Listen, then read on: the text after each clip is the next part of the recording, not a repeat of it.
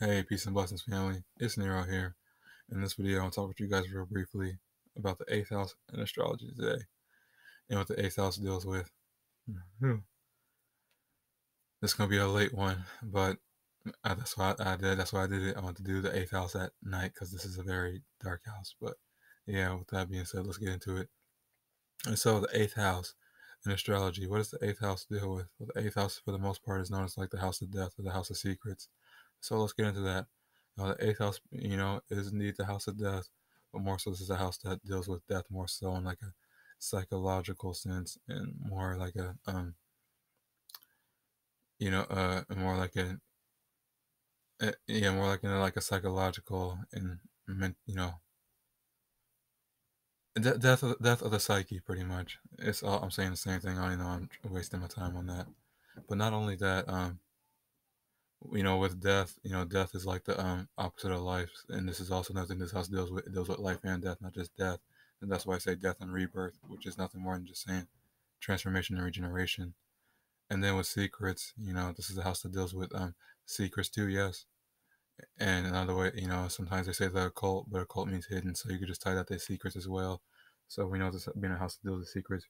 We know this is a house that likes to deal with things that is beneath the surface, behind the scenes, things that can't be seen, only felt, which isn't a coincidence as this is a water house.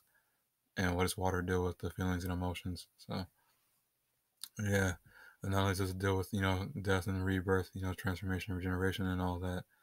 And secrets is also a house that deals with what other people value and other people's resources, what they have to offer to us, along with, and it also deals with inheritances too, and taxes, and things that are taboo, forbidden, things like that, things that are not acceptable by like societal, you know what I mean, shit like that. So for the most part, most of these things with the eighth house, deals with. So yeah, now I usually like to talk about the signs and the planets too, and how they all interconnect. So let's talk about that now. So seeing what the eighth house deals with, it's no surprise that it rules over the eighth sign in the zodiac, which is Scorpio. And more so, I like to say it's no surprise that it was over the sign Scorpio. And why I say that, because Scorpio is the fixed water sign. What does that mean? Fixated on? It just means that this is a sign that's fixated on things that deal with, the emotions and feelings. Fixated on things that, you know, deal with the, the intuition, things that deal with that come from the subconscious, unconscious realms, from the, um, from the, like from other dimensions, not from this dimension, as we call the third dimension. So yeah, from the fixated on, fixated on the place that deals with, the imagination and all that. So yeah, so this house dealing with secrets, and then how things behind the scenes, and then Scorpio being a sign that's fixated on that. Those two energies go hand in hand, which isn't a coincidence because Scorpio actually gets that energy from this house, and that's what so that's why sometimes you see certain videos where they say like this planet in the eighth house, or Scorpio. That's why. But yeah, now let's talk about the planetary rulers of Scorpio, which are Mars and Pluto, but more so Pluto because Pluto deals more with this Pluto deals more with this house and this sign than Mars does. But Mars is still there, so yeah. Now Pluto is a planet I like to call the detective, and think about a detective, and this will kind of give you insight on what Pluto is like. And then another thing, Pluto also represents it's also another planet that deals with unconscious um habits or subconscious habits and things like that too. But yeah, getting back to the detective, think about the detective. What does the detective do? Well, the detective, likes to attend to crimes.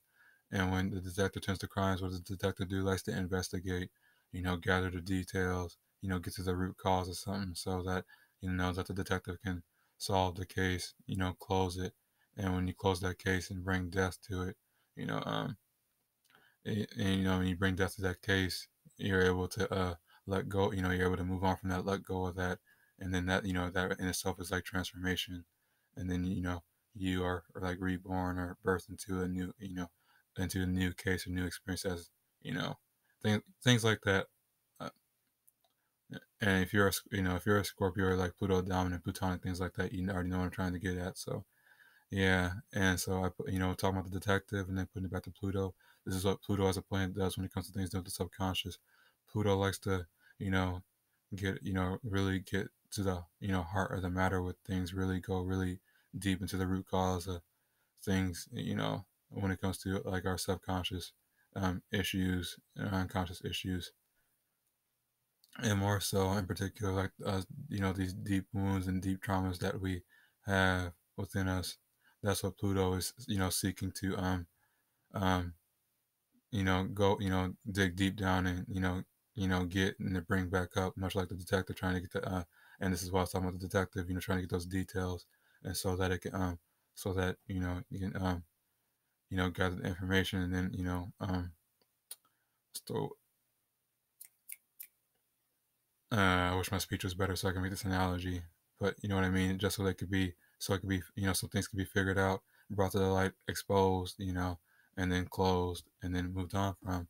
That's what Pluto does. Brings up those, brings up those deep wounds, those deep traumas for us to really face, so that we can let go of them and move on and be more, you know, and be more, what's the word I'm looking for? Be more, just be more productive and more healthy in our lives, and not hold on to those traumas, and constantly, when they're constantly brought up, have to feel like we have to you know influence, like, power and control over everything and everyone outside of us, because that can also happen too. And this is why Pluto is also a planet that's associated with, like, power and control, and more so in the sense of power struggles and control issues. So yeah. And then, don't forget that Pluto rules over Scorpio, so apply out to Scorpio. This is why Scorpios are like the detectives of the zodiac. And hey, and then this is also why when they feel, and they're already fixed water signs, so when they feel so strongly about something or someone, this is why like, like the detective, this is why they like to really get to the root cause of it. And 9 times out of 10, they probably, 9 times out of 10, they already probably they probably they probably already know the reason why. So yeah, I'm not saying it's like that. It's not like that all the time, but most, if you're, if you're like I said earlier, if you're like Plutonic or Pluto dominant, Scorpio yourself, what is the sun and moon horizon? You know what I'm trying to say, pretty much. So yeah, so I want to move on from that, not get too lost in that, and talk about, like, a placement for a quick example. See how energy will work in the eighth house and or Scorpio. So I don't actually have a planet in my eighth house, but I do have the sign Leo. And what's the sign Leo ruled by? It's ruled by the sun. So, with Leo in the eighth house, you could look at this like sun in the eighth. It's gonna feel like sun in the eighth house, even if the sun is not there. And so, what does it mean? You could look at sun in the eighth house as like sun in Scorpio.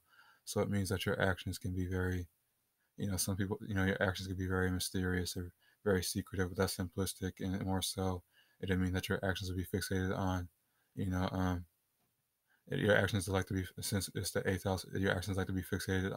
Your conscious awareness and actions like to be fixated upon things that are dealing more so with the psyche, um, things that are, more subconscious and unconscious. They're going to be more fixated on what other people's what other people's got, going on beneath the surface, what their, true intentions and motives are, things like that.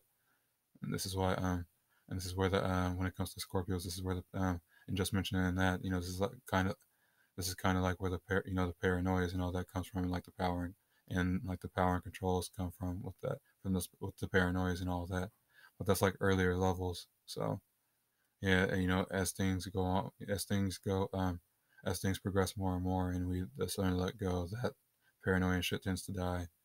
And I'm a Scorpio North Node, so I'm a bit familiar with this energy. But yeah, but that's just like a quick example. Like I said, in the eighth house, you're gonna be conscious. You're gonna always consciously be focused on things dealing, things dealing with what's going on beneath the, beneath the surface and behind the scenes.